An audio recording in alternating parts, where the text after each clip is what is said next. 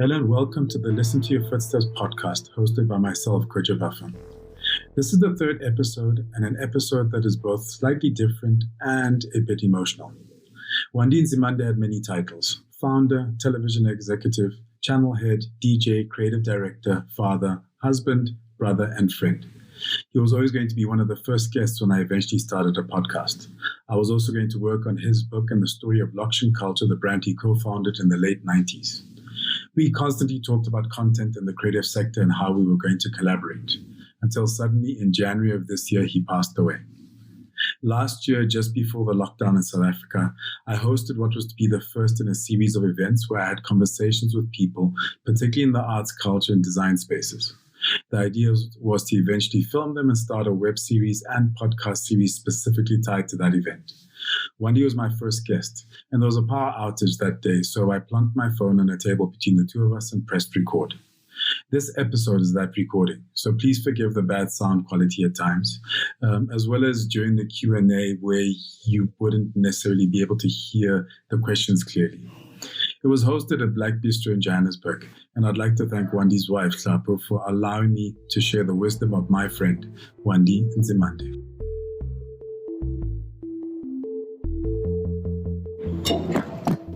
So the first question I want to ask, sure, what did you want to be when you grew up? So 11-year-old Wandi, running the streets of Soweto, what did you want to be? At 11? Yeah. It's actually weird. I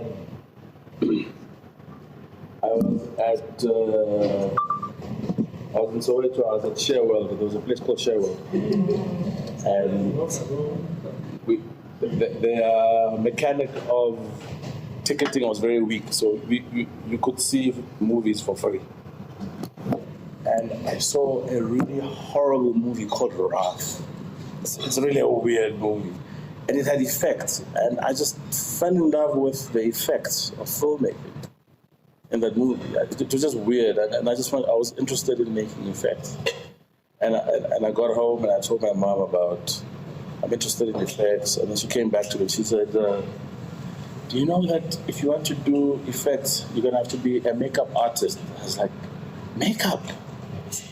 So that was the last time I thought about what to do, anything to do with effects, because it had to do with makeup.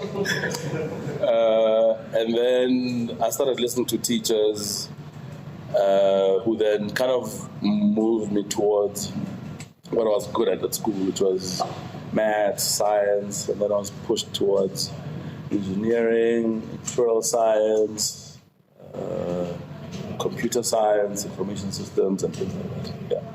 And then you go and you make clothes. Yeah. Which also came from your mother. Yes.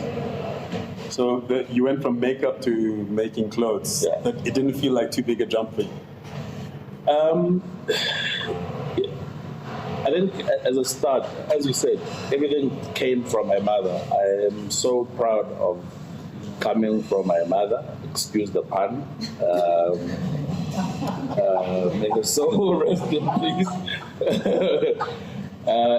Everything revolves around my mother, man. Like those who interact with me or follow me on my socials will know that the death was something that was really hectic, you know.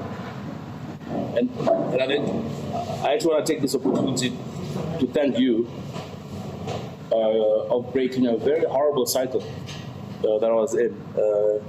She passed away, I think, in 2015, and last year I was going on about the fact that, you know, I've had a horrible 4 years. You know, since she passed on, it's been, you know, I've had a horrible 4 years of my life, and then you said to me, hey, stop counting. You said that. You remember that? That's what you said. Even my absent-mindedness, I can be wild sometimes. You were going through your Ndalo stuff, right? But this is not about me. I know. We were, you know? And you were like, yeah, I'm also going through stuff, but stop counting. Yeah. You know, and when I stopped counting, I think it's when I came out of that slumber. You know, because I'd been in this dark thing where the loss of my mother was just this. I mean, I actually used to say that my mother's death took my smile away, you know. And when you said that, the first thing I did was smile, and then I was like, yeah, yo, where have I been? And then I started again. And for that, I want to thank you, man. Sure.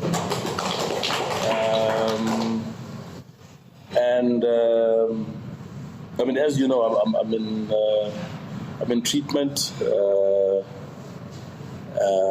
I've had 2 seizures in 2 years. So it's a slow progress, something that I'm trying to deal with, which I think the most critical thing, and that's why I'm talking about my mother, is that when my mother passed on, she was very worried about me. She didn't care about anyone else. I mean, like, she had 2 other children. But she was like, yo, yeah, I'm worried about Wandi. Yo, my boy, he's gonna cry. Yo, it's not gonna be okay, which is true, you know? But I think she actually prepared me for a whole lot more than just the death as well. She really prepared me for a lot of things, man, you know? But I think the biggest thing was that she prepared me to be the leader of our home, because as a single mother, I had to raise my other brothers.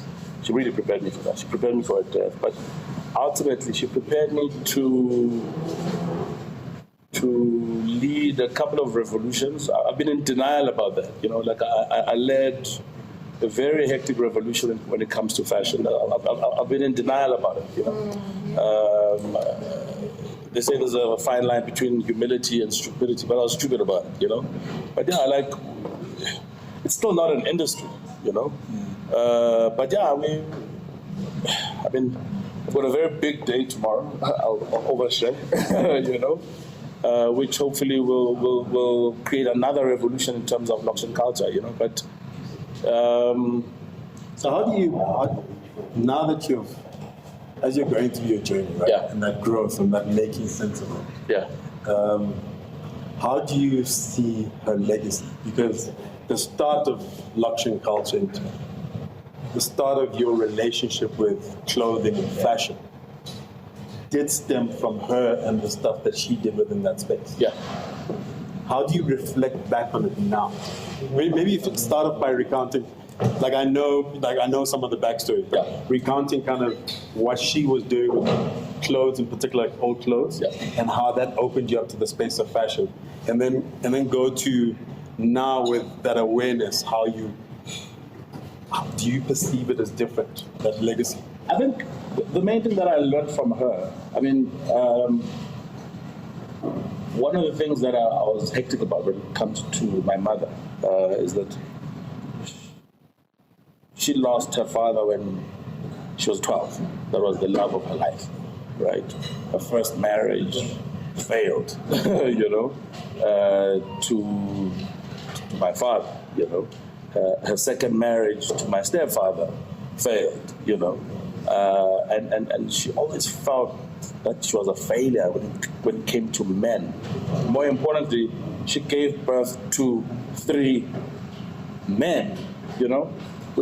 And us as these 3 men, we just felt that we had to make her proud as these 3 men, because she just felt so disappointed by men, like, all the time. You know, so that's the one thing that us as my brothers are really proud of. I mean, like, we're proud of the fact that we've never been to jail. We're proud of the fact that we're super loyal to our women and our wives. We're proud of the fact that we don't have tattoos.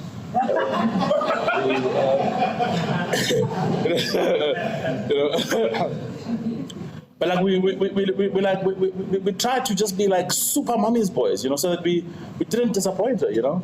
But I think ultimately, which I want to go back to, like, to what you asked, we had this thing of wanting to emulate her in how she always spoke of how to turn your lemons to lemonade.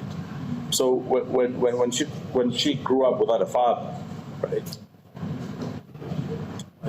You know, like, my mother bragged about the fact that she was a virgin until she got married. Like, she was really proud of that, you know.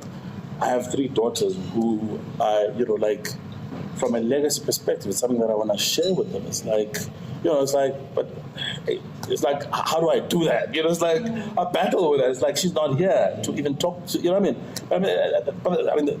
That's besides the point. But like, she was the master of turning every bad situation into something good. And whenever there was anything bad, she'd always find something good in it. And I think if I were to look at my entire life, everything that I've done, everything came from something that was bad. Like, luxury culture came from the fact that I was working 3 jobs, right? And working 3 jobs, I left university trying to feed my family, and I'm like, if I'm doing all of this, surely I can do this for myself. So fuck it, I want to do this for myself, and I started my own business. You know what I mean?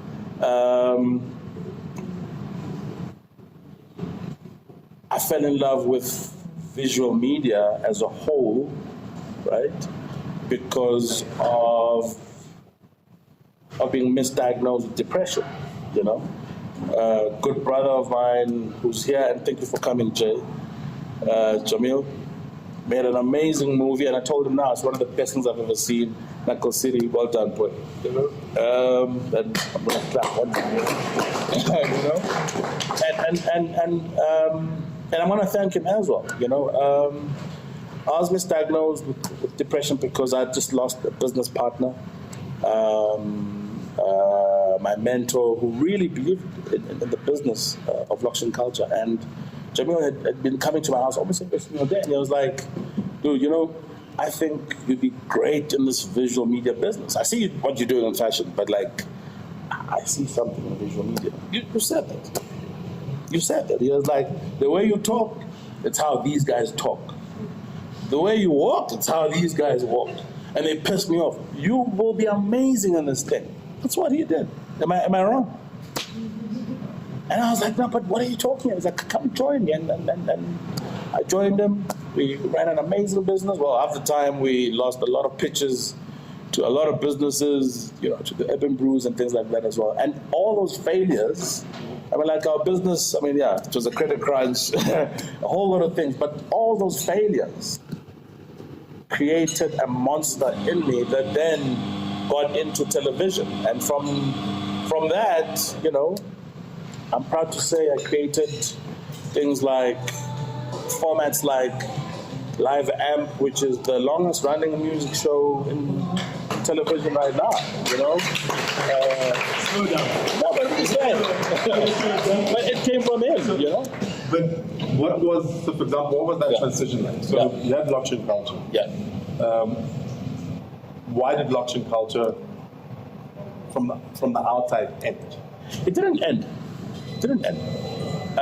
Why was there that impression, and that a lot of people still have? Yeah.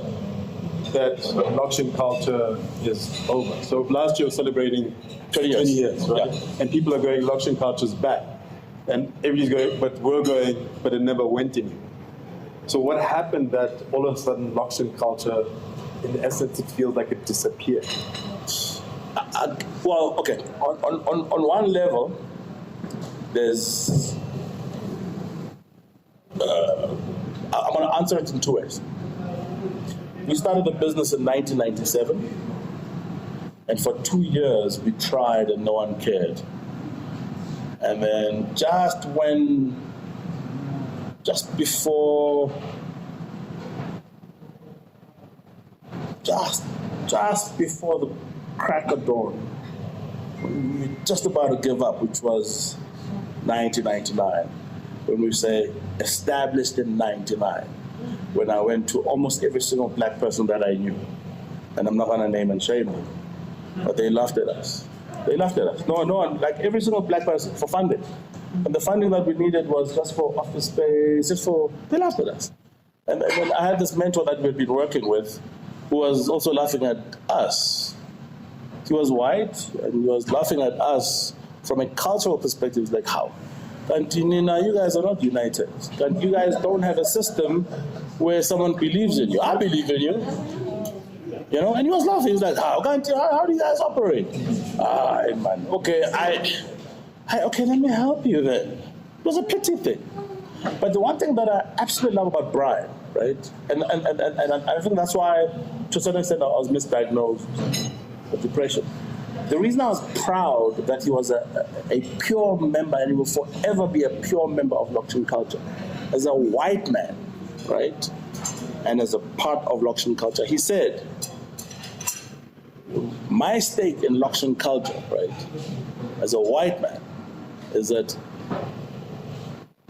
in South Africa, you need a brand that stands for black culture. That is how you stick it to the white man. And if they ask, yes, a white man was part of it. I want my legacy to be part of that. That's why I love that dude. Forever. Forever. Like forever. You know what I mean? Forever. You know?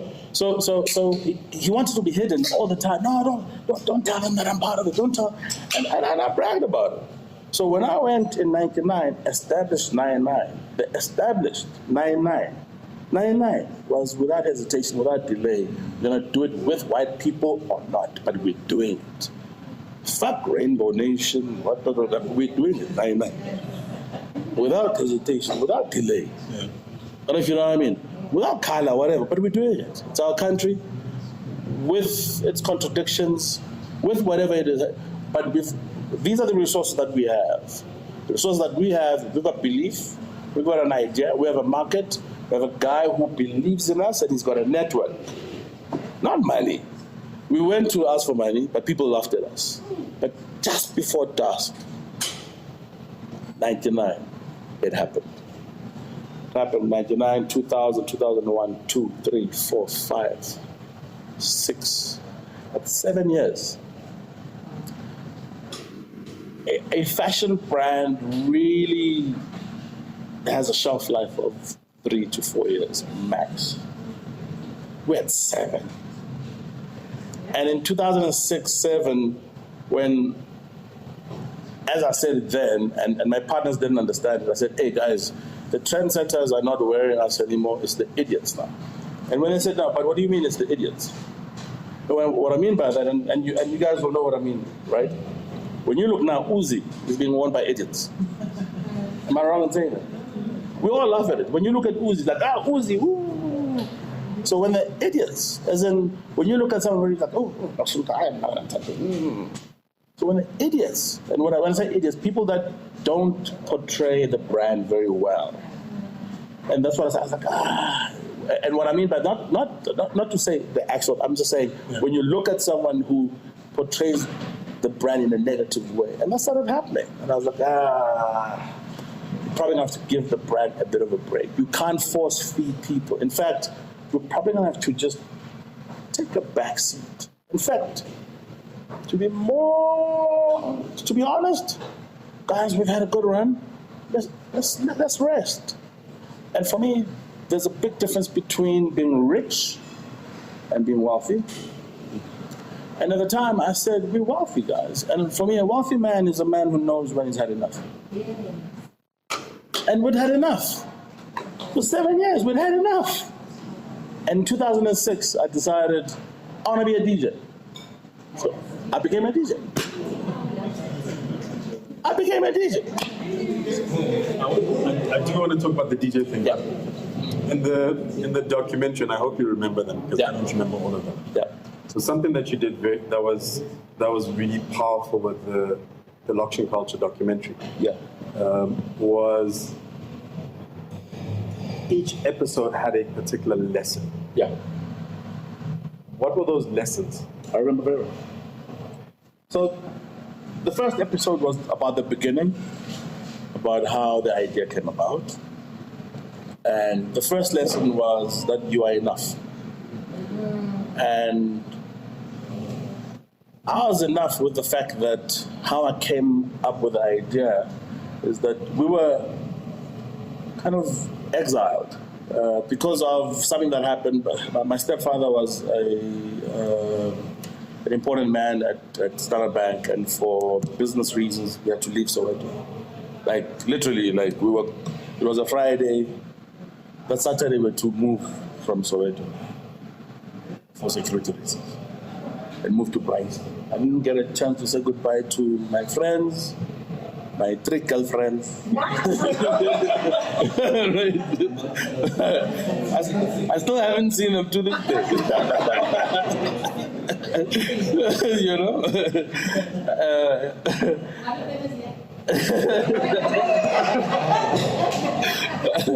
You know, and I think one of the most poetic things as well is that this was in 1990, right? But not just 1990. This was on the 10th of February 1990. You wake up and there's like this movement around the house. And then my mother's like, come.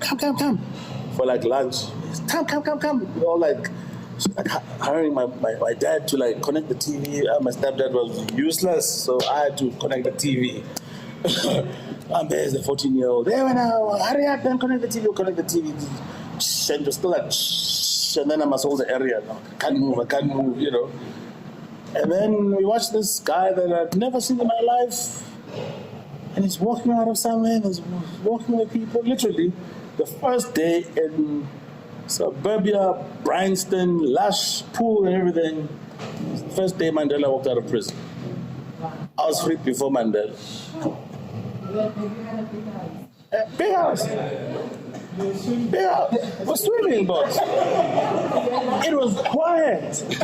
No, so in the first episode we actually talk about that, you know, where all of a sudden on a Sunday, like, you know, yes, we fried eggs, bacon, but yeah, on my queen, boss. That Monday we oversleep. There's no sound of taxis, you know. But literally from day 1, 2, 3, I am missing my Lokshan culture. That's how Lokshan culture came about. And that's what I mean by the bad always creates something positive. So Lokshan culture was created literally from 1990, where this whole constant yearn for, I hate this suburban thing where it's quiet. Firstly, it's still during apartheid, because that was 1990. I'm an illegal alien in Bryanston, because the Land Act was still so we have to hide. So we have to hide, because every time we're out there we get arrested. So we're still illegals in Bryanston. He's happy in the sun.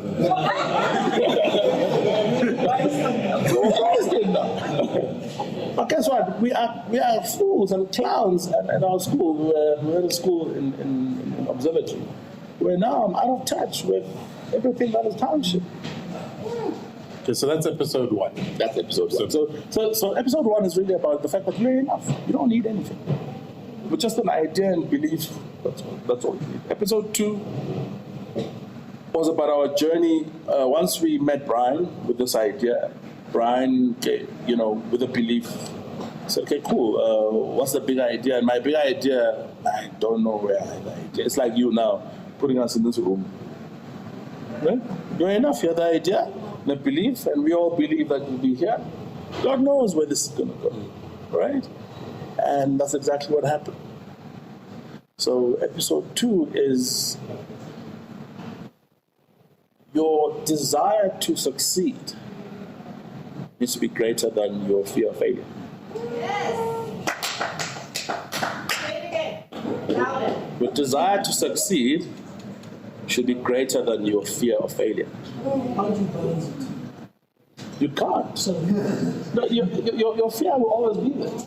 So like he said now, he wanted to do this for the last 4 years, 5 years. But guess what? He just did it. And he did it. But the fear will always be there.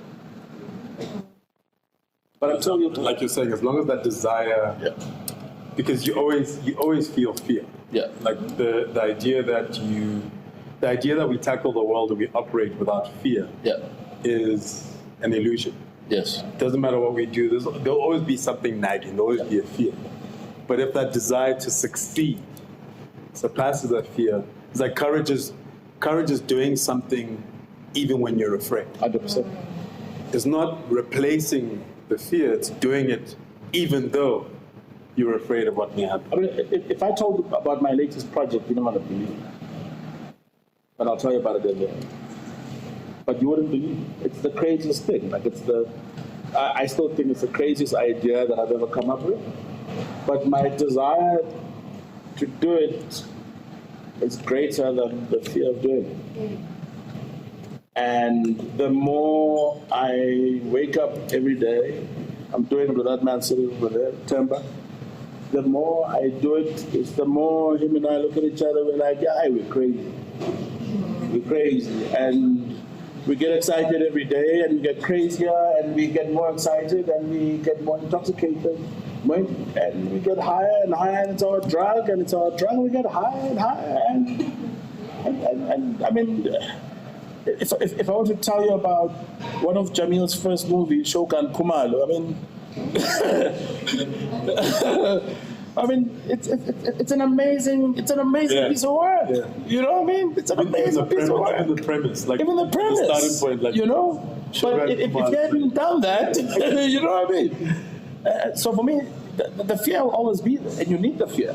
It becomes your fuel, but the desire becomes your goal.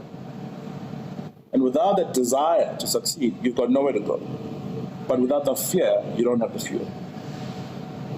In episode 3. Then episode 3 really looks into answering what you just asked now, to say, what happened between the 6 amazing years, right? And then all of a sudden we go from year number 7 to how? Now we're 20 years old. So from the 7th year, Chaba decided, okay, we've had a good run, I'm gone, and he leaves, which was really heartbreaking for me. I guess, yeah, to some extent it's well documented. I'm still not cool about it. Him and I are not cool. You know. Greg, my log at Kaya, still tells me to get over it. But yeah, it is what it is, you know. I guess it's part of adulting, you know. That phrase of "it is what it is" like the most adulting statement ever. It is what it is.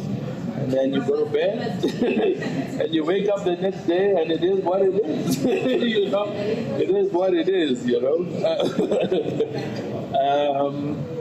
and I just felt that I was too much. Like I just realized that the brand was bigger than me. You know, the brand was so big.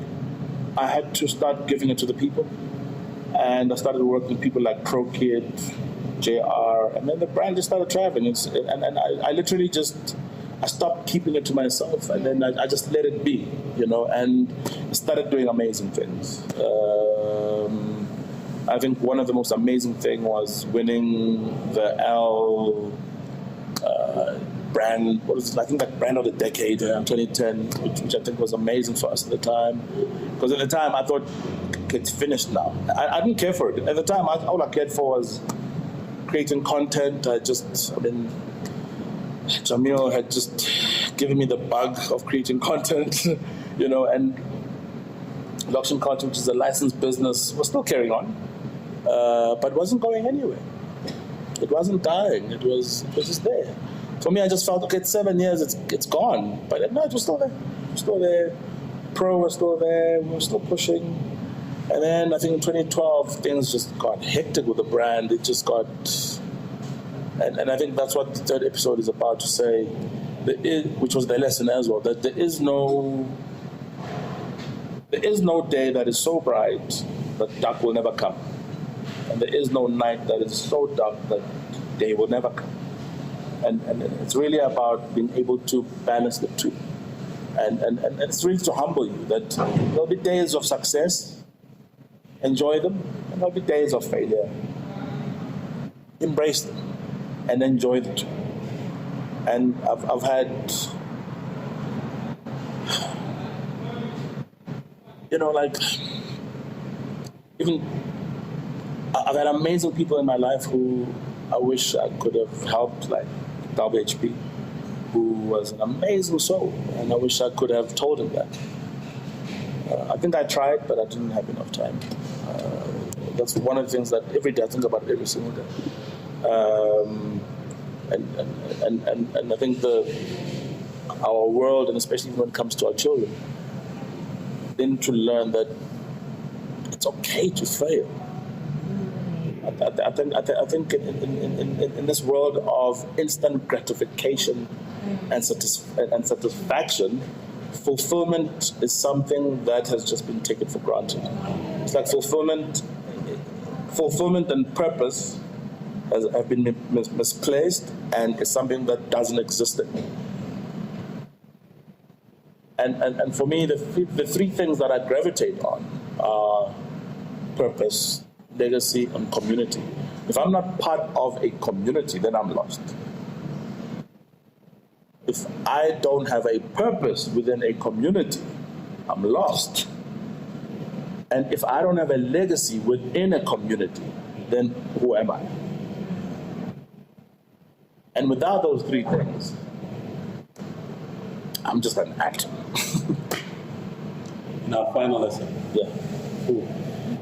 4 was then a lesson that didn't come from me. It was a lesson that came from Arthur Ashe, where, you know,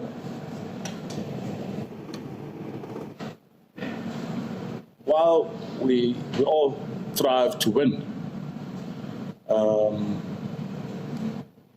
at the end of the day, it's really just about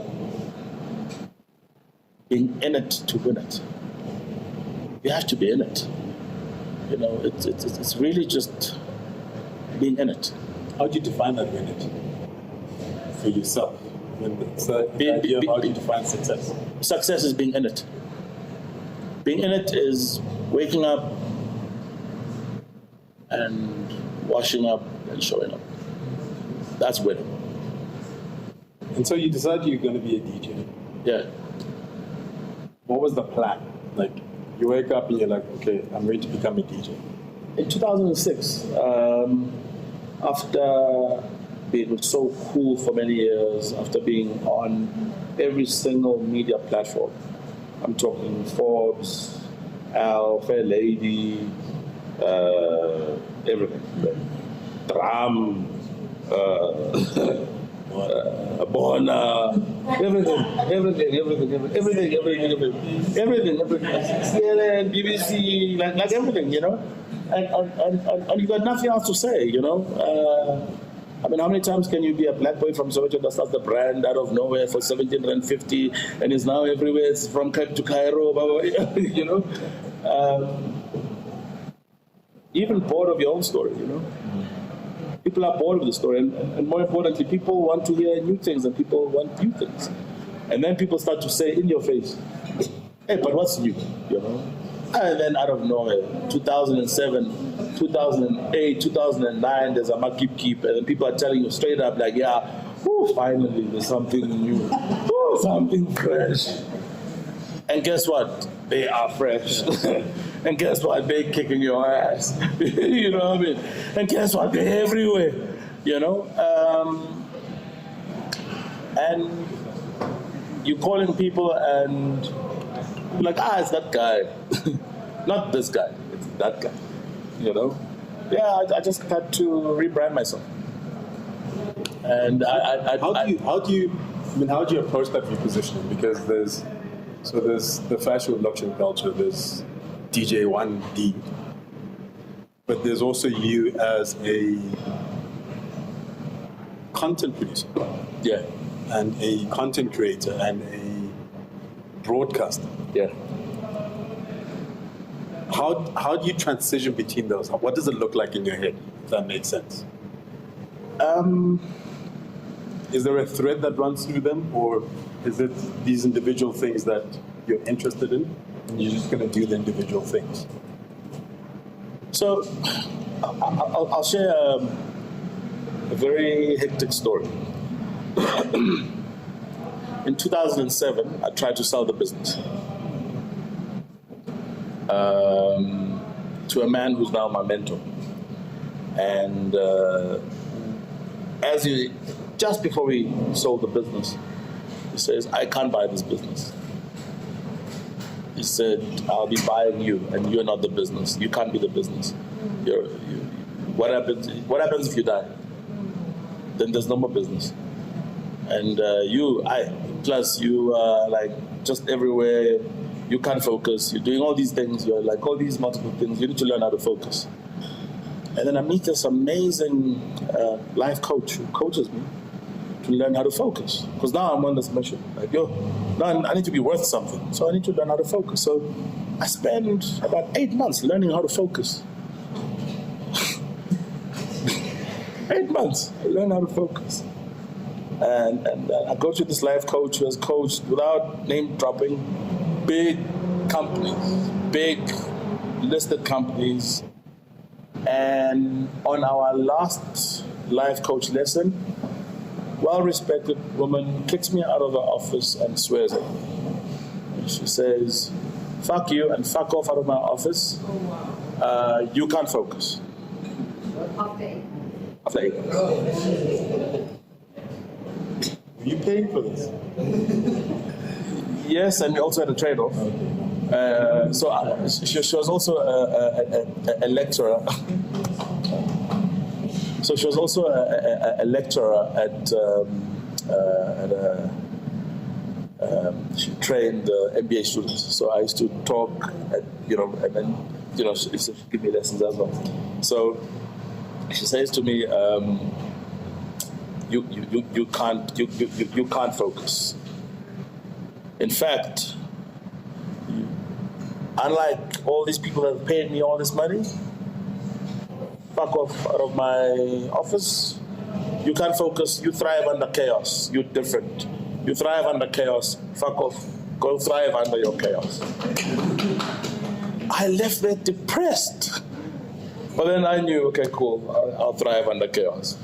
And then I met her about 2 years ago, and she apologized for that process. And then she actually said that I changed her whole approach to teaching because she had never appreciated my skill, and she got to know and develop a new program for people who are like me, and she got to know that there's other people that she discovered around the world who are like me, and now she wants to learn through me how to manage people that are she called it a multifaceted something.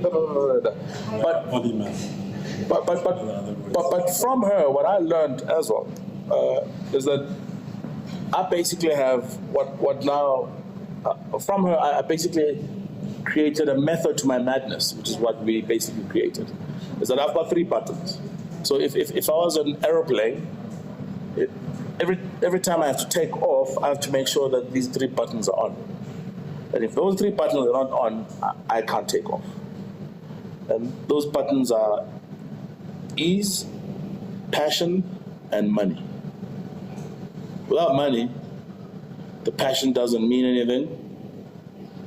And it doesn't matter whatever comes easy. I'm just not going to be able to do anything because I can't get out of my house because I haven't paid my bond or I haven't paid anything.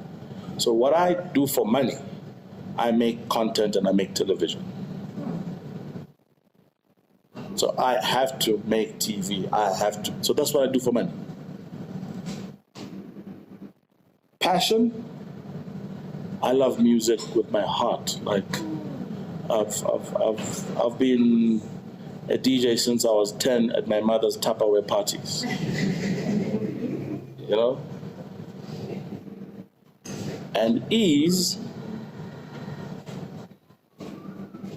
I've been folding t-shirts and unpacking bales of secondhand clothing since I was 5. So clothing is something that it's my second nature. So luxury culture and anything that has to do with fabric and clothing is easy for me. So I'll always be in the clothing business. That's easy for me. I always need music to feed my passion. But for me to make money, I'll always make money from television. So those 3 buttons always have to be pressed. So the way that I transcend through all 3 is those 3 buttons always have to be pressed. So every day, I always have to have music around me. Every day. So whether it's I'm doing my mixes for Kaya, or I'm doing different gigs, different parties, creating different experiences, coming up with different ideas and things like that. I want to veer off a little bit just because it's a conversation we had last week. I won't talk about the details of our conversation, but just in terms of how you approach, for example, your mixes. Because you don't just put music together, right? Yeah. There's a particular story you tell. What's your process in terms of, okay, recently with Dilla's passing, every year you'll have a commemorative mix for Dilla. Yeah. How do you go about it? Like, where do you start? And I think even with all content, and apart from even just content, time is very precious. And the quintessential phrase, time is money.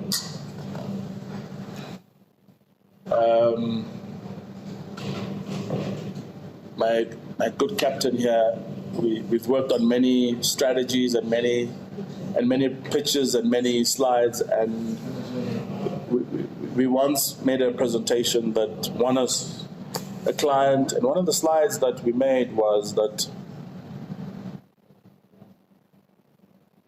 time is an investment, and an investment needs a return. Now, if you create content, right, that's time that is invested. So if I want to make a mix that goes on air, someone is going to spend time listening to that mix. So the big question that I ask is, if you're going to listen to my mix, what return are you going to get on that investment? Michael Jordan's probably like one of my biggest motivators. I'm a huge Michael Jordan fan. As much as I wear Locks and Culture, I only wear two brands. I only wear two brands. It's Locks and Culture and Nike. And the only reason it's Nike is because my lovely sister-in-law is the proudly brand manager of Nike. And I have to support that, you know. Michael Jordan, when asked why he became the best basketball player, he said, because he never took it for granted that everyone that saw him play for the first time. So every time he got on the court, he played like it was the first time. That inspired me. So every time I DJ, every time I do a mix, I treat each mix like whoever's listening is listening to me for the first time. And that way I make sure that I don't take it for granted. Yeah, now and again I'll, like Zandi, my 7-year-old, while I'm mixing will come and try to get my attention, and I'll have to start again. Because we don't do the mixes live. People don't know that. We create content at home. Of our own little studios, we email them. I ain't got time. Not time to be driving to the studio every Friday and Saturday, living in a digital era, Still entertains me when people goes and DJ1D on the ones and twos, and I'm like, no. There's no ones and twos going on. He's on the pods at home, An iPhone during the mix. I'm like, listen, that mix, and he's trying to remember what song did I put on? This makes this. But I think what people also don't understand as well is what makes it a great mix as well is that I try to play songs that you would not hear on radio. One, we play songs that have cusses. So from an investment perspective, we spend a lot of time editing cusses because we play songs that are not radio edits. So we'll do a mix and then I sit there and I edit nigga, fuck, bitch, Yes. You know, and for me that's the value I'm trying to put in, and that's the value I'm hoping someone will benefit from when they're listening. Because you wouldn't hear it on radio. And that's the value. So Kaya benefits because you will not hear that song on 94.7. You will not hear that song on Metro. You will not. So that's, for me, is what I've tried to grow as a USP for Kaya. So, as you know, we've had that corner for 9 years now. But one more year, boss, I'm done. We've had a conversation. And note, he's been saying this for 3 years now. That's 3 years. And last year I had a conversation. It was like, I told him I'm done. And I put on the radio, and there he is. DJ1D. It's not second party. The passion, you know. I want to give the opportunity if anybody has any questions, comments before we ask my last 1-2 questions and then close off. You are listening to the Listen to Your Footsteps podcast, which is tied to my book, also called Listen to Your Footsteps, which is a collection of essays, reflections, and some poems on fatherhood, identity, and the like. This episode is a conversation I had with the late Wandi Nzimande in March 2020, where we explored the journey of Lokshan culture, entrepreneurship, music, the creative industries, and so much more. Maybe you can share with us the value of mentorship, the relationship I think you've spoken about in terms of mentors in your life. I think that plays a big role. Can you expand on that? I'm big on culture, and one of the biggest things I think of culture, and I think, and I'll reflect on my brotherhood with you. I think one of the most amazing things I've had with you is the respect I think that we've had for each other. Not only our brotherhood, but I think just the level of respect, the way we talk to each other, the way we look at each other.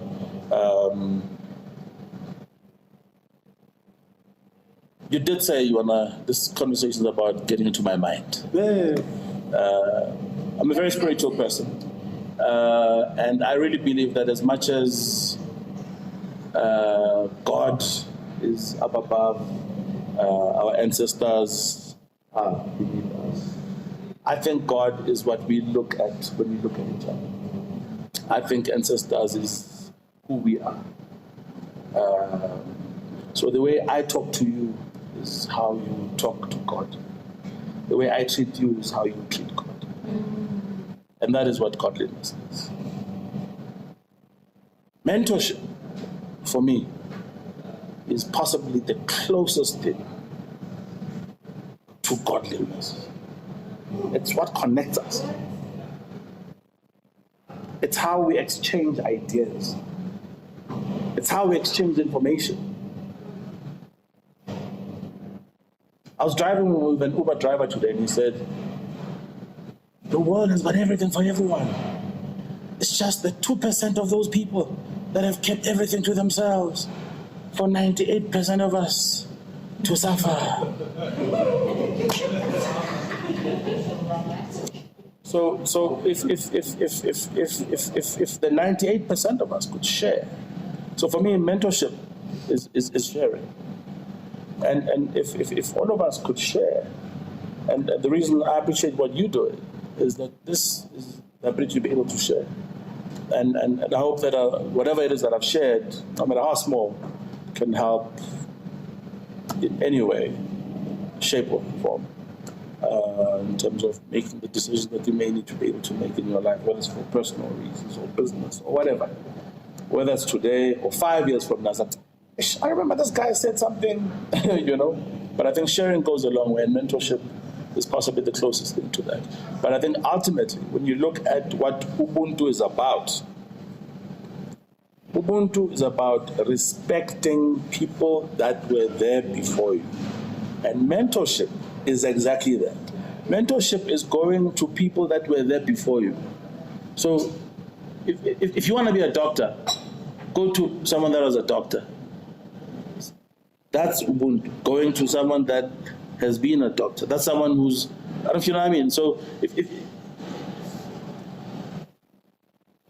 the mentorship that you gave, for me, that's Ubuntu. I don't know if you know what I mean. Like, the mentorship that I give to a lot of kids who want to go into fashion, that's a lot. I mean, like right now I've got about 6 kids that it's about a whole DJing thing, and I'm trying to even tell them, like, guy, like I can't teach you wiki. It's a practice thing. Like, I can't teach you. It's a practice thing.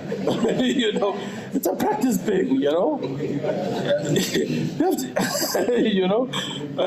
But yeah, like I was saying, mentorship for me is for especially for our continent, and ultimately the era that we're in, where it's all about shared services. It fits into where we are. I mean, like, there is no other time. I mean, every time I go into Instagram, masterclass. You know what I mean? So it fits into call it the environment where people are hungry for wanting to understand how to transform their lives from where they are and where they want to be. This question is for both of you guys. I want to know, what do you know now that you wish you knew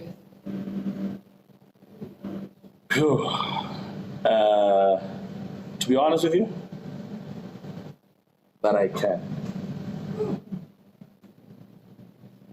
Yeah, like that I can. Like that I can. Like that I can. Mine is a bit more detailed and a bit long-winded. So I was once asked, what would I tell my 21-year-old self? And I was asked to give a talk on it, and I basically just said I wouldn't tell them anything, because I really believe I am where I am. I am where I'm supposed to be, doing what I'm supposed to be doing. And all I can do is work with information I have at my disposal right now, with my life, the circumstances, etc. I don't know if I take that, like I take that knowledge, I take that knowledge now and put it into me 2 years ago. I don't know that me 2 years ago would have been able to handle it. Like, I needed to go through the last 2 years to get to the point where I am now.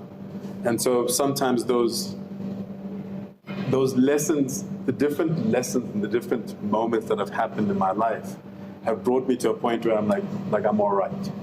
And to give a slightly hectic example, which I grappled with for a very long time. So my mother died when I was 1. And,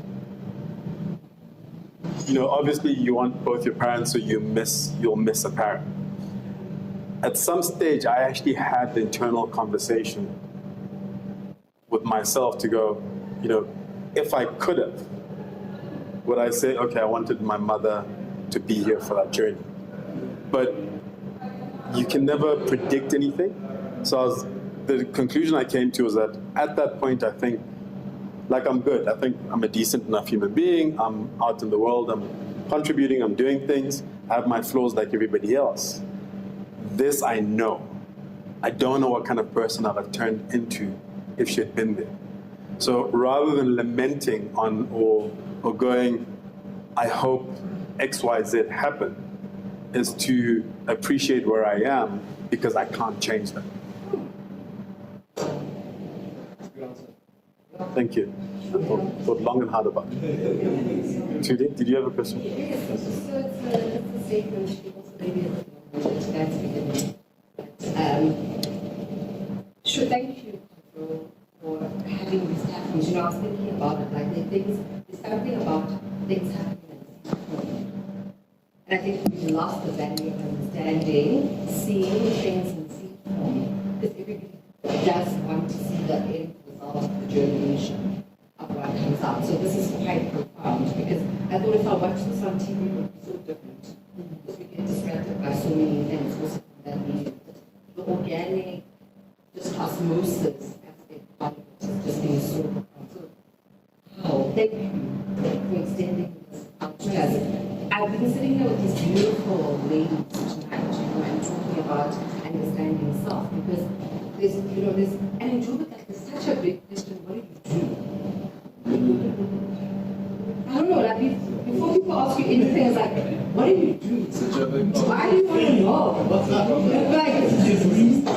I do need, and like from tonight, what came out so that resonated is what you said is it's okay for us to be ourselves. Yeah. And I think that's a currency that is not sold enough. That's something we don't teach to the younger generations because your mentor, and that's the thing we're talking about mentorship. So having traversed different worlds, coming from a township, also from Soweto TV, right? Yeah. And then coming into this type of modeling from private schools. But then what happens is that we are in a dichotomy constantly. We're constantly traversing different worlds, right? And you're like, I'm not fully accepted in the township because people are like, you know, things like that. And then you go back to the private schools and then you're fighting over the acorn. And like, you know why? You guys are always cold, we're always hot, you know? So what happens is that we created a subculture. Okay, so there's very nuanced things about this country that people don't understand, right? Because we think it's just a racial construct and all these different constructs. But even amongst ourselves, we're like, yo, friend, I get you, you get me, right? Because we get each other. So having a mentor who then, we look up to mentors, right? But I think the exchange is so important because giving your power to someone else is also a thing we need to teach people that mentors give us the guidance and the map, but it's not for us to kind of like get them to be the word. 100%, yeah. Okay, because then your mentor says to you, go and because you're not focused, and the world works from that construct. Because the others are always perceived, you're not focused, you don't know what you're doing, you're all over the place, da, da, da. So when we have our internal conversations, we're like, am I misplaced in this way? But that's not who I am, right?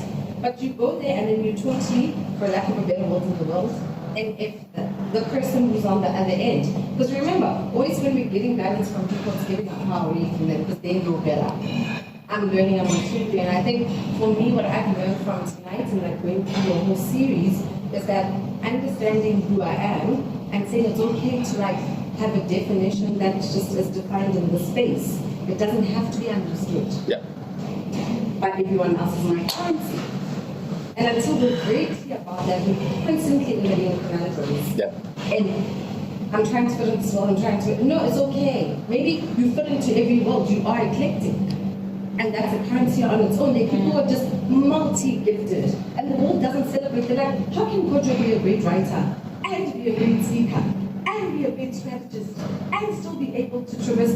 Because those are giftings. Some people have 10 giftings, some have 2, some have 100. So for me, that was like, it resonates that it's okay for us to be ourselves as a currency and start saying to the world, that's just who I am. What are you doing? I'm doing a star. I'm doing me. So let's dig deeper into who me is. Because we never get to that stage. So Kojo, you and I have had these conversations before. But what did you, I didn't know that you were the person behind Luxury Culture, so I had my t-shirt, I think, 2001. I still have the t-shirt by the way. Sure. But Still has cassettes. Still has a full collection of cassettes. But you spoke passionately about where you come from, where you are, where you want to be. But there's a child somewhere in Malanga, somewhere in Bobo, who is wearing a t-shirt from Russian culture. He or she doesn't know where it comes from. Doesn't even know the history behind Russian culture. So today I'm privileged to have met you, and I know the history. And it's thanks to God. But how are you going to inspire somebody who is to wear that t-shirt with all the holes and whatever it has? It's probably 10, 15 years old t-shirt or whatever. How do you inspire that child to that t-shirt that you are wearing today? You don't know where it comes from. There's a person behind that t-shirt. And this person can inspire the generation that comes thereafter. Because I think you're concentrating, and I'm not blaming you, you're concentrating in Soweto and Brighton and wherever. But there's a lot of girl and boy child somewhere who are wearing that Luxury Culture t-shirt. They like the brand, they probably like the design of the t-shirt or whatever. But they don't even know where it comes from and the way it is as it stands. So how are you going to inspire and take yourself as an individual of the brand to that forgotten, for example, forgotten generation who still love the brand connection? So part of the third episode, right, what we featured is the fact that year 7 to 20 is that we then changed a lot of things about the brand. Year 1 to 7, we had great success in year 1 to 4, but year 4 to 7, we had phone calls, like hectic around the country. And then we realized year 4 to 20, we had phone calls to this day. Like to this day. Right? No, I hope not. I hope not. Right? But basically, what we had to do with the brand, right, to then answer your question, what a lot of people don't know and don't realize, and we strategically had to do that in 2007, where we had to hide and not show any marketing, because every time I made a noise, the guys who were basically making fakes, the Chinese, right? The virus.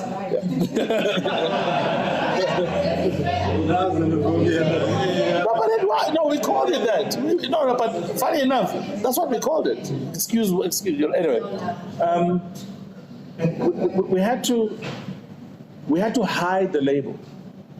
So what a lot of people don't realize or even know, right, is that we actually started making our logo, and I can show you when you're bored, right? We started making our logo very bland. So when you're far, you will never see that someone's wearing luxury culture. So those who wore the brand knew that was the brand. So we made it very classic. So to this day, we still sell, but we don't make it a big thing. Because when we started, we made it a big thing. But then we started learning to say, oh, that's why even the third episode, we titled the actual episode, "The Nail That Stands Out Gets Hammered." So we decided, I'm going to hide. I was like, we're hiding. We're not sticking out. But I'm not lying to you. When we turned 20 and I realized the more quiet I get means you become too humble. So to speak to your point, we almost, it's almost like, I don't know how to put it. It's like, in fact, we have to make a noise. So, like I was telling him, tomorrow I'm signing my life away to make that noise. So to answer your question, I will be making that child very proud in areas that I can't even pronounce. But man, I saw the list yesterday and I was like, what? Namakwa land. I think also, so there's a documentary that was done that was flagged on the CBC one, and it is part of now sharing that story. And the documentary had all the original players. Some of us got like a 2-minute cameo, but really now unpacking the journey. And because he's also, which you won't talk about, because he's also a content producer, he's constantly producing, for example, television and stuff. And it continues to, it's not even necessarily unlocking culture, but the spirit of sharing the insights and sharing the knowledge with that 14-year-old child, for them to know that they can and that they're enough, happens constantly. So just as a side bar, one of the things that I've decided to do with the brand is to make it a 21st century brand. So I want to get into electronics. We are making, okay, I'm going to drop a very hectic bombshell. We sold 300,000 units of electronics, of which 200,000 was speakers and headphones. 100,000 was handsets, entry-level handsets. Those sold in probably about 3 months. In about 6 months, we're hoping to create smartphones. But the purpose of creating smartphones, for me, which is what I see as a future-proof plan, as a content creator, the new fashion is not going to be clothing. The new fashion is going to be content. Yeah. I want to own that. So if I can make the product to make the content and consume the content, then we'll be in fashion. And what people don't get is that's why I got into content. Thanks to that madman sitting over there. That guy sitting over there on the other side. That guy sitting over there. Good. Yeah. Good question. I'm happy to kind of come now. Everyone hasn't asked their question. So I was actually going to ask a lot of the questions to allow me to share my thoughts and partly give you a challenge. So I'm happy you've touched on it. I mean, my story probably goes further than him. We used to sell the lotion pouches to us, who's in Northern and Preston, and I'm thinking it's come full circle. There's things in life that are bigger than you. So that was going to be part of my question, part of my challenge.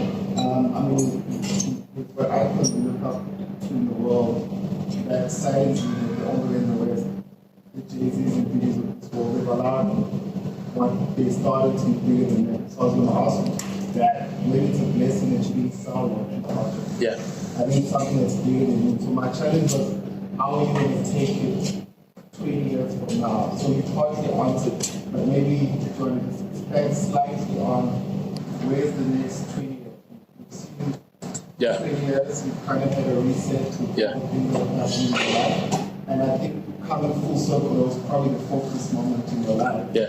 And what Kurt was saying, maybe it's good that things are happening now, you're older, much more mature. Yeah. You're probably, in a spiritual sense, in a better position to handle this.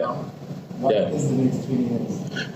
I think, and I thank you for asking that, especially with what you said with your last sentence now. I can handle it a lot better now. I can assure you now that I couldn't handle it at 22, 23.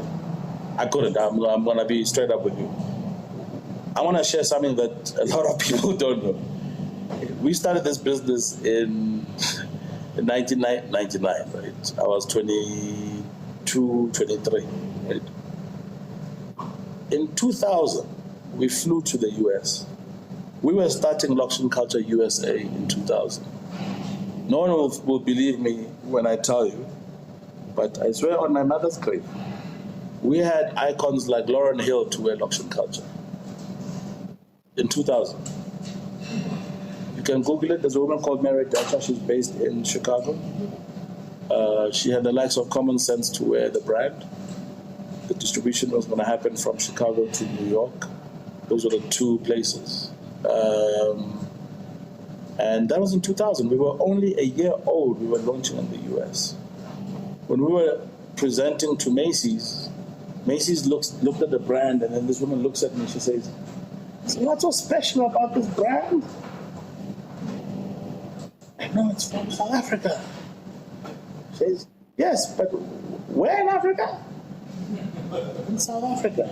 "Yes, but where? Where South in Africa? Where?" I said, "In South Africa." "Yes, I heard you, but where South in Africa?" I said, "No, it's a country called South Africa." "I've never heard of that." "Like, you've never heard of Mandela?" "Who?" We had to say Desmond Tutu. She didn't know what we're talking about. So the point I'm trying to make is she didn't care about she didn't care about the brand. She just wanted to know what was so special about our clothing. And I think what was very hectic for me was that it didn't care. It didn't matter. Loction, wara, we could have called it whatever. It didn't matter. At the end of the day, it was clothing. At the end of the day, it was clothing. The poetry didn't matter. It was clothing. And we were a year old. So when I came back, I was like, I don't care.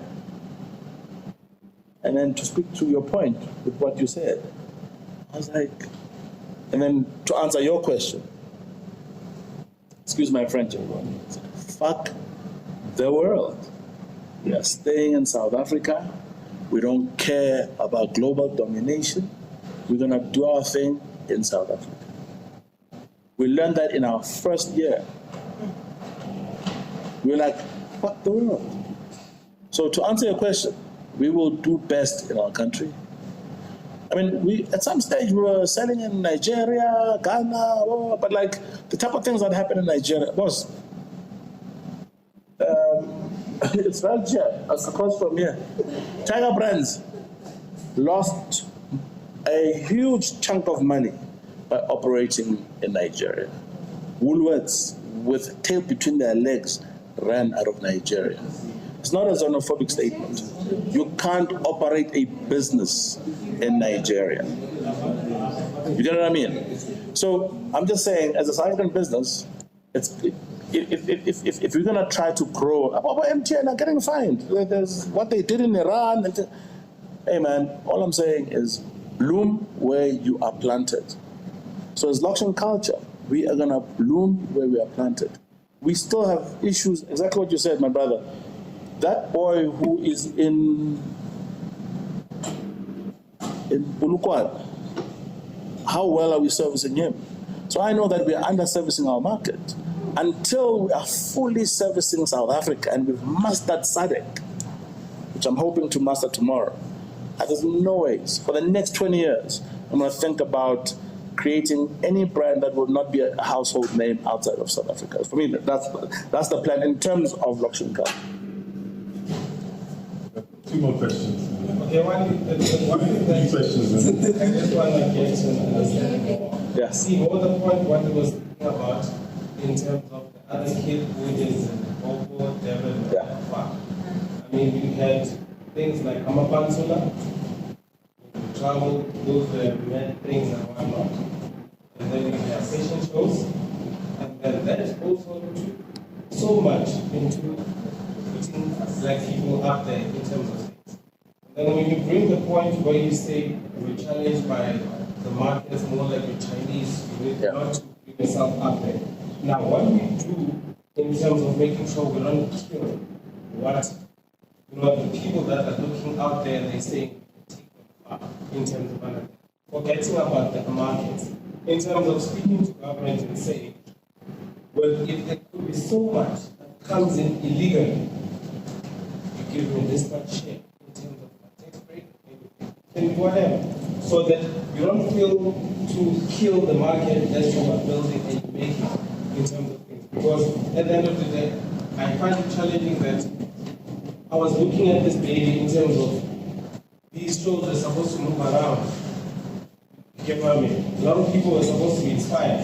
So we need to have our government focusing on what we're doing so that we get that. There must be people who can speak very well for you guys who are in the textile industry and say, protect us in this way. Because a lot of ways you can't go overseas and go buy things and label them. You need to produce them. And what are they making sure that you are taking care of? I'd like for you to explain to me to say, why would you want to kill, or why would you not want to support that mindset, right? Of Amapansula, those guys had a job now. Fashion shows, because of Chinese, because of those brands. So, you're gonna make me brag a bit. So, I always tell people, I wear nice, cool, funky sneakers. I look chunky. I look like a jub. I do nice, cool, funky things. I'm actually a bit of a nerd and an academic. I'm actually more of an economist more than anything else. And the economic cycle of production,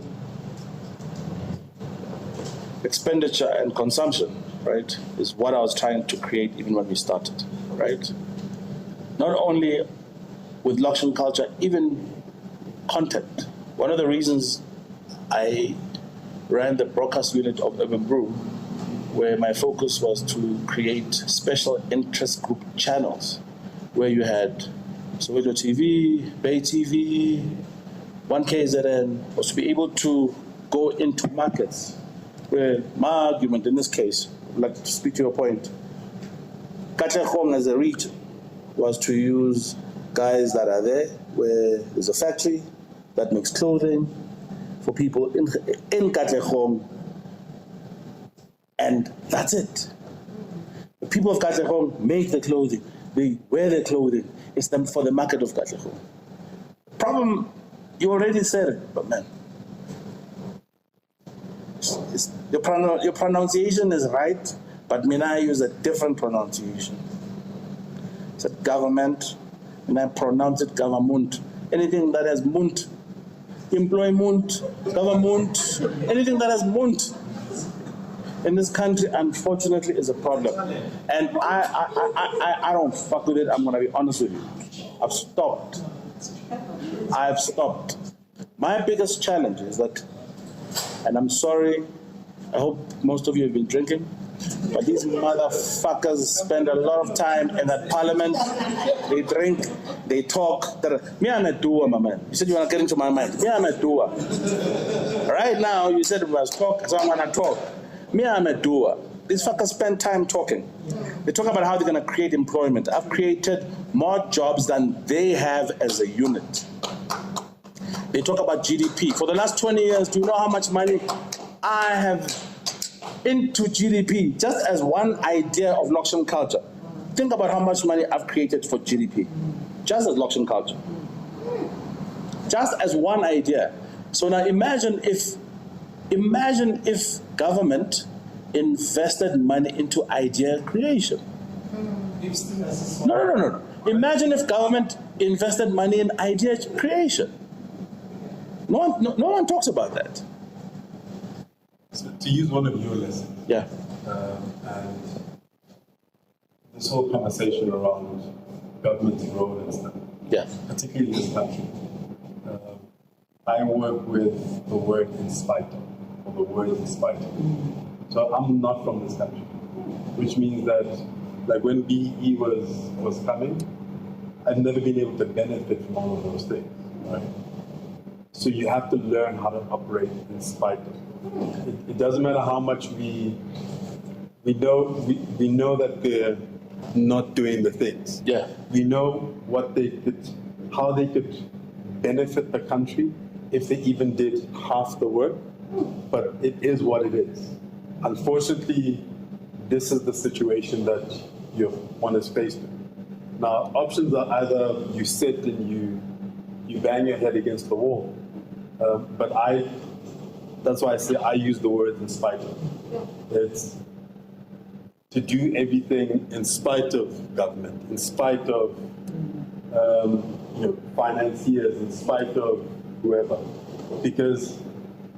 And you see people who end up getting caught up in that space of, but this is what they should do.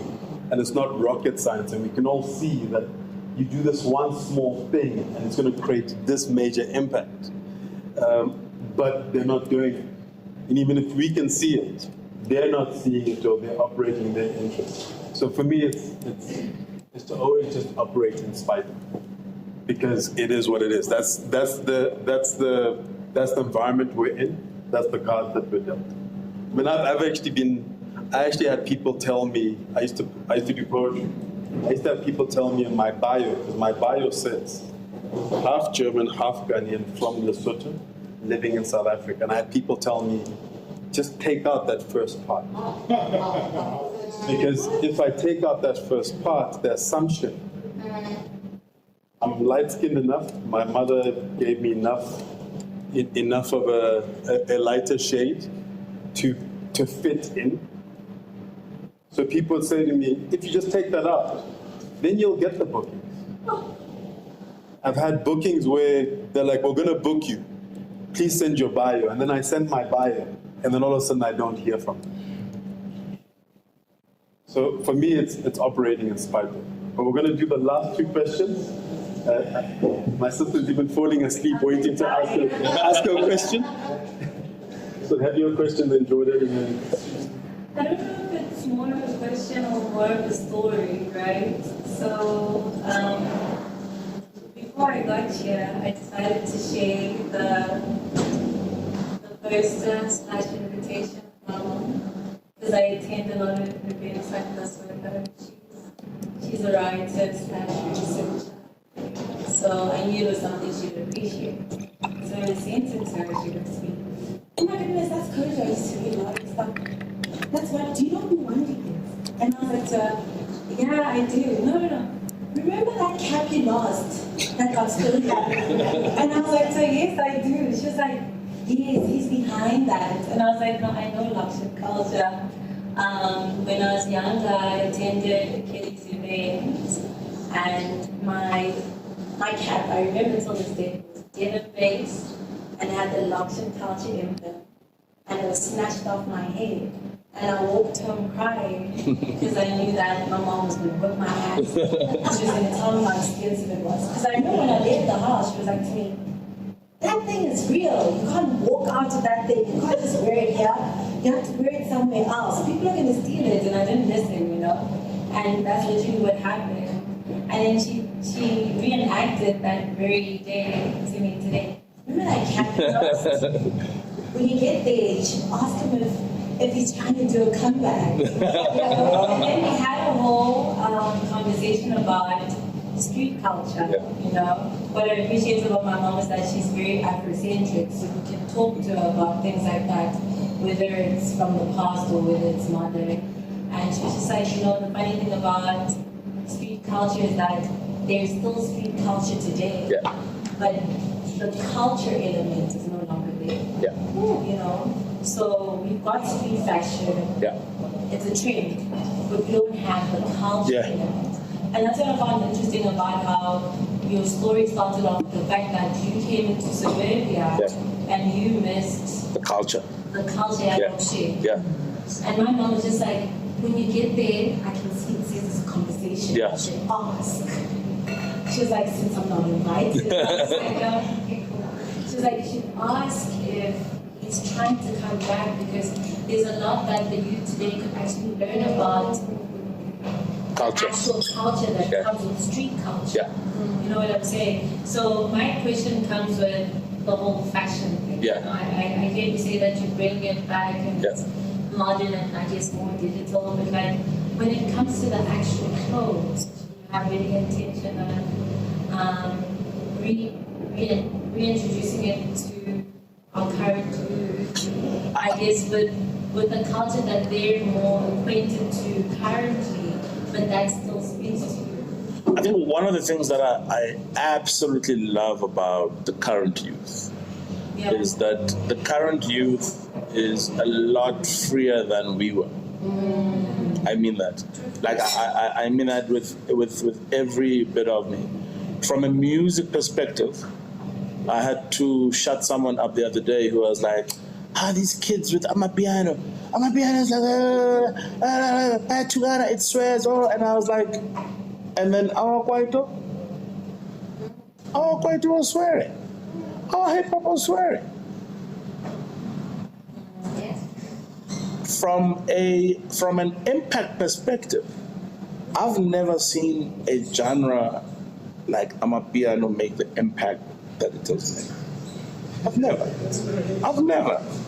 And yes, there's tools and mechanics that right now that make things the way that they do. I mean, like what Maporisa did on New Year's Eve with the song that he did, with the song that was made in 4 hours, or like we're living in a different era, right? That you couldn't do 20 years ago. I don't know if you know what I mean. So to live in this era and to be able to do those kind of things, right? You can only watch with Marvel. Like what the kids of now are doing is something that is really amazing. And from a fashion perspective, when I look now with what the kids are doing now, come on, like there's nothing new to reintroduce. That's the first thing. I'm gonna take 2 steps back. Brentwood is back.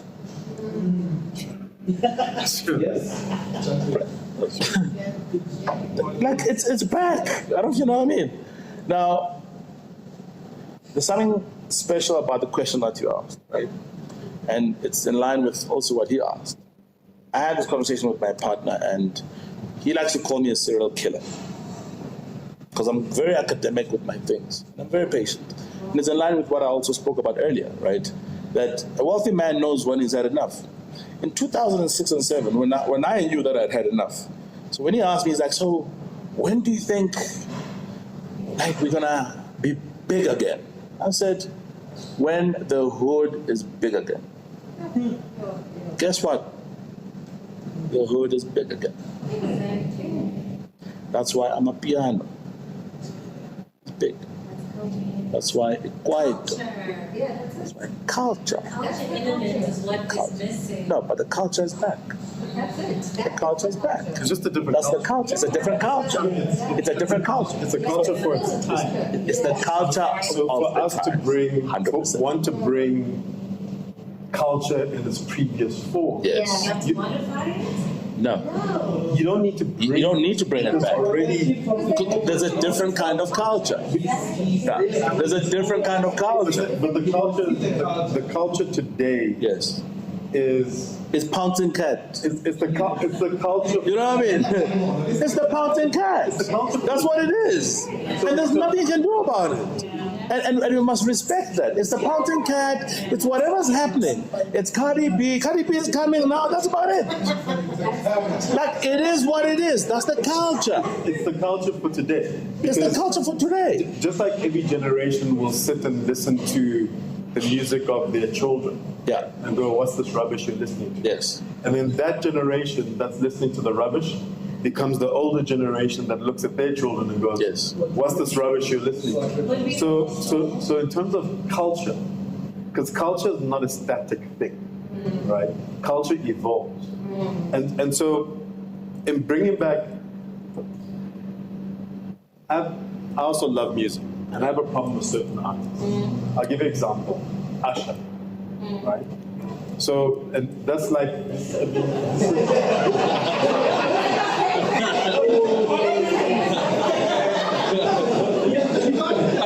because everything that's reacting is from a particular generation.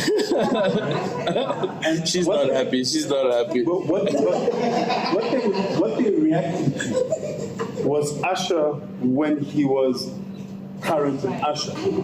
And then what happened about 3-4 albums back? There was the what next or something next. 8701. But what he did was he was coming out with an album. It's like 20, I think it was, because I actually wrote on it and I gave away CDs. It's like, I think 2009, 2010, right? He came out, but now you had Chris Brown, you had all of these young guys coming out. So his album, he tried to make music that fit with these kids that were coming up. For me, I'm going, dude, you're Usher. Do Usher. But he was trying to modify it to speak to this new audience, and he just got swallowed within that, because now he's no more the Usher that created a history. He's now just one of these guys, and then we're going to measure you on the basis of, there's these 3 albums out. We're going to listen to these 3 albums, and the kid is making music that speaks to that audience. So it's, I mean, I'm half speaking for him. Yeah. Loction culture came out, right? And Loction culture came out and was modified or evolved to speak to a younger audience. He has lost me, who has a relationship, like a true relationship, because Loction culture for me was tied to my culture. Like, I remember going to bashes in 1999 and 2000 and how we lived and how we partied in the music that we listened to. Can I ask you something? Does it mean you will teach the young ones about what has evolved around your lifetime in terms of Loction culture? I can. So personally, and I don't know what he has. Like, I have a 12-year-old, right, and I have an 8-year-old. About 4 years ago, I came to accept, and I've written on music, and I've been involved in kind of media and music and entertainment for years. About 4 years ago, I realized and I accepted the fact that what's out right now, I don't like it, but it's not for me. So I don't speak on music that comes out today, because I've realized it's not for me. It's for this generation now. It doesn't matter whether I like it or whether I don't like it, right? So in terms of like my children get to hear what I grew up on and they get to hear that, but I'm playing what I grew up on.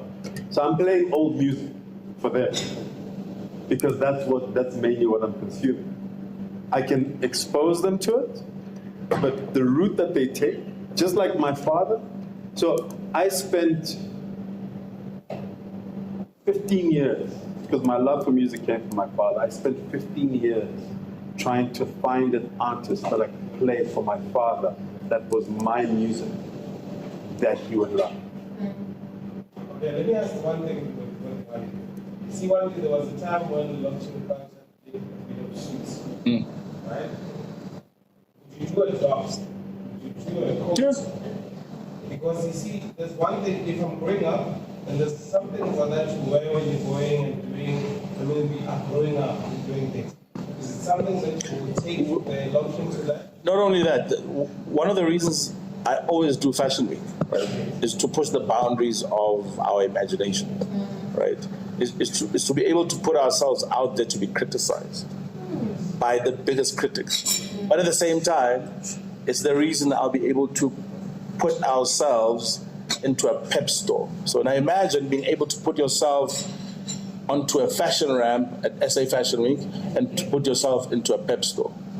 How come Coca-Cola can be at a spaza shop and also sell at Michelangelo? There's no fashion brand that can do that. I want to be the first brand to be able to do that.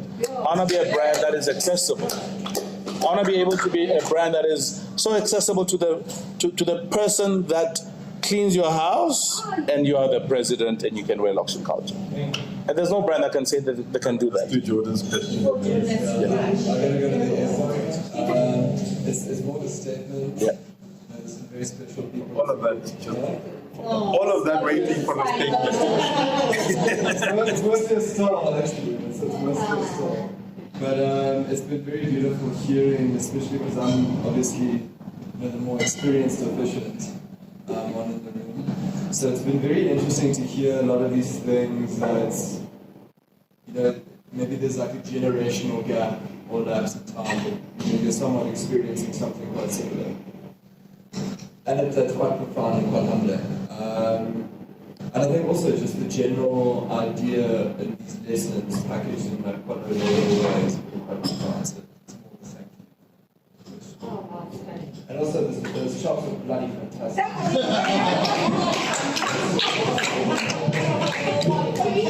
Your story with your dad. It took me like 15 years,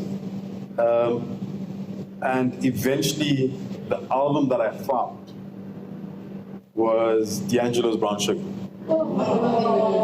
And so, I mean, he would hear some of my music that he was like, he'd hear some of my music and he'd be like, yeah, it's nice, right? But D'Angelo's Brown Sugar, I bought him the CD. In fact, I first bought it on cassette, but I bought him the CD 3 times because my siblings kept on jacking it. But something that just came to mind. So we were working on a pitch for a brand, and their target was your 18 to 24.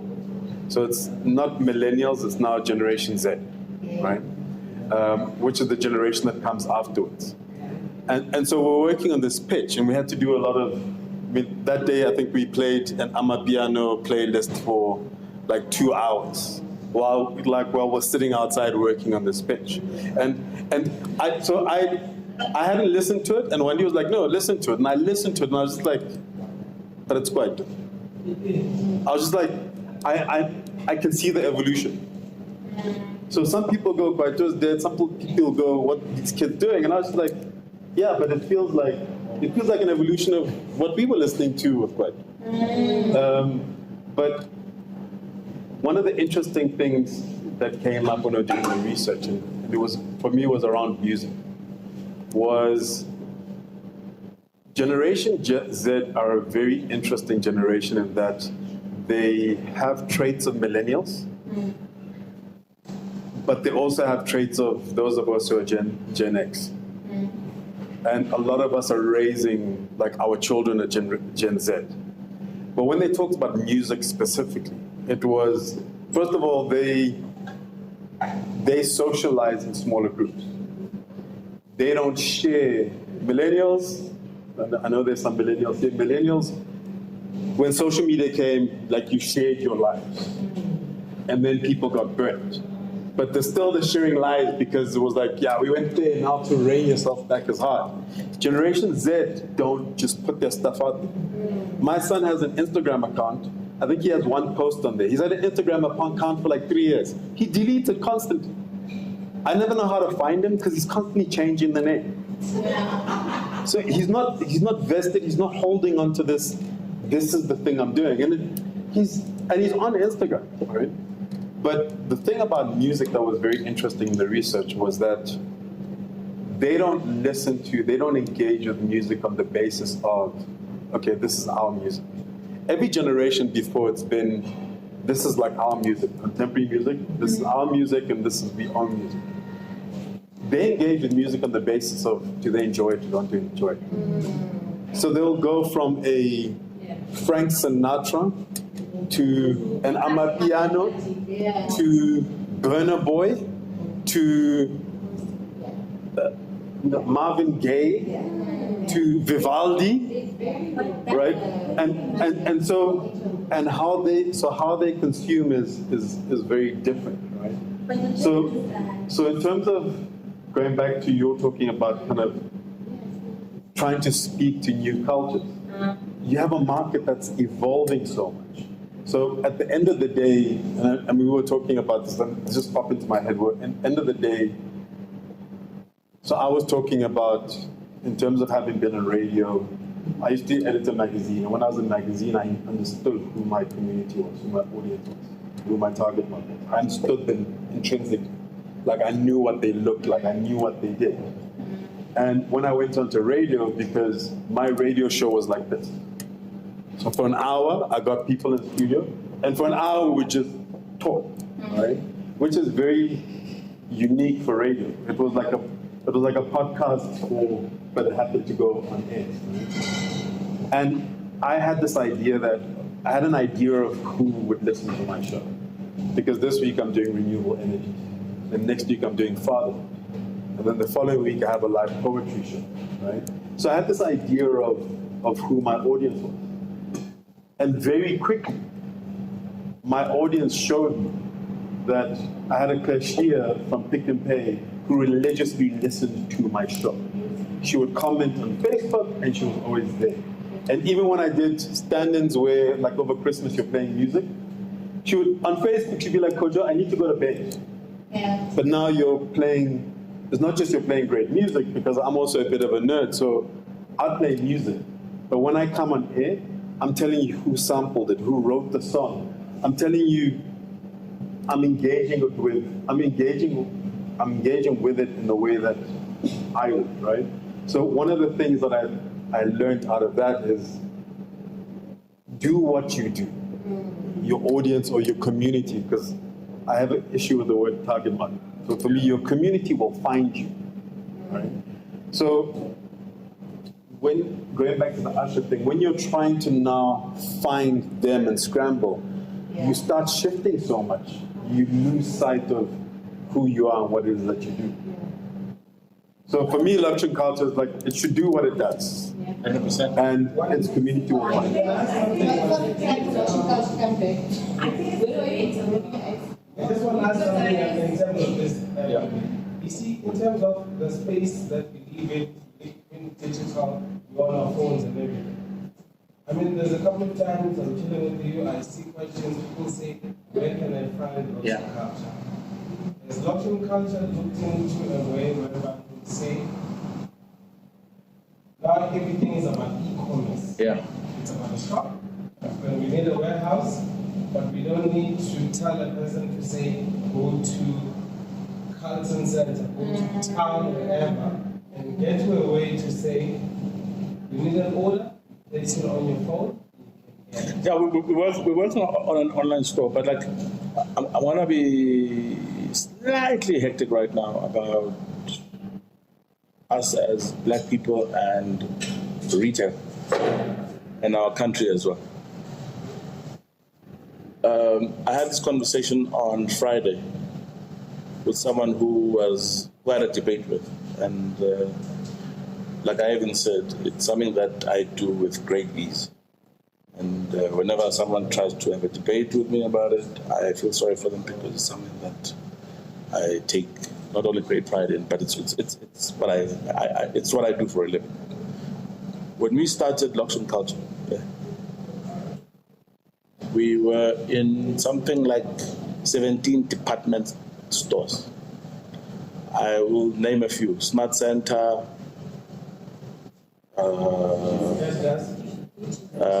Sales House, Patrick Daniel. No.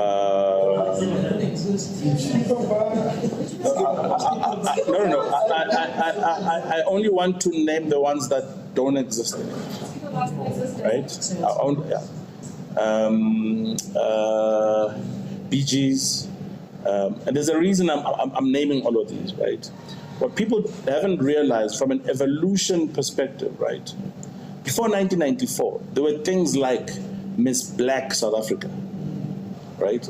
Before 1994, right, this country had, black people did things for themselves. Even retail was specifically, we used to sell things specifically to black people.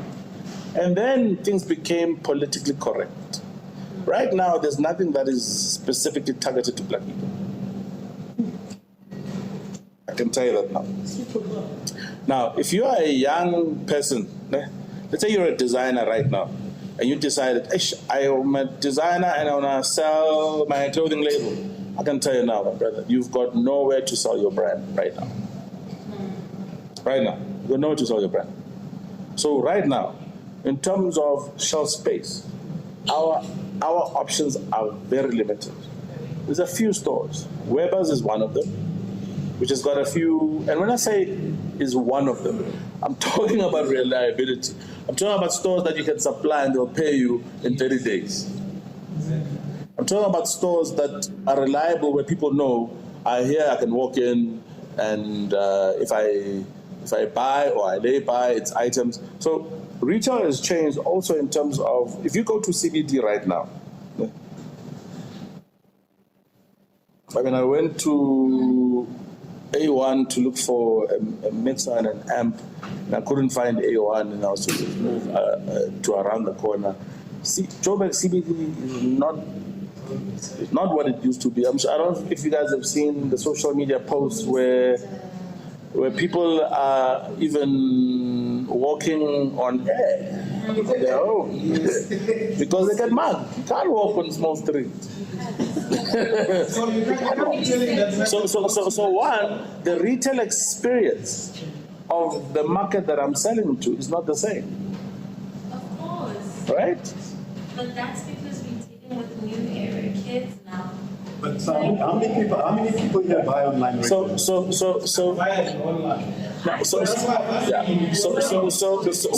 speak to your point, but right? in terms of the e-commerce market in South Africa and on the continent, and therefore that's one of the strong areas. E-commerce has not taken off in this country. Taken off. So for statistically, and in terms of the amount of money, it hasn't. It's no. And we tried it, by the way.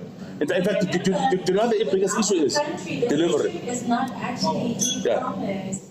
So we can't go because he's not online. He's not getting to the numbers that he has to. It stems from the issue that became an issue from the get-go back in what did you say, 2007, 2010? 2004. Which was counterfeit. Counterfeit, yeah. But not just that. Counterfeit is an actual issue. Even if before we get to e-commerce. If you leave out counterfeit, right, and you look at e-commerce, because e-commerce, that's where it's the official stuff, right? Yeah. But there's not enough people buying online. There's still a large element of distrust, and the community that we're talking about being able to get to them for them to be able to access it. Like I can access it in the suburbs. People don't spend money online. But my thing is that if you actually live downtown physically, you'll understand that what you get on the internet is actually downtown. You don't actually need the internet to access those type of things. But I have. It still boils down. But I have the liberty of going. No, but I have the liberty of going. I go to downtown. I can access it online, and I'll get it online. Yeah. With the majority of the people, the majority of this country, the only option they have is downtown. It is. Yeah. So going online. Yes. And then if you add the challenges that Wandi's talking about in terms of distribution, there are no spaces. Exactly. So it's you're damned if you do, damned if you don't. Yeah. Right. Guys, there's still a digital divide in our country. Yes. Remember? But I'm gonna. My eyes are getting heavy, and I can see everybody else's eyes. You can sit here. I can see everybody's eyes are getting heavy. I would just like to close off. Tuli, hello. Thank you. I'd like to close off by thanking all of you for coming. We have your detail. We won't spam you, but we will let you know when the next one is coming and who our guest on the next one is. And like I said, the intention is for it to be serious. Thank you very much. Thank you. Now you can debate. Yeah. I was going to Uber.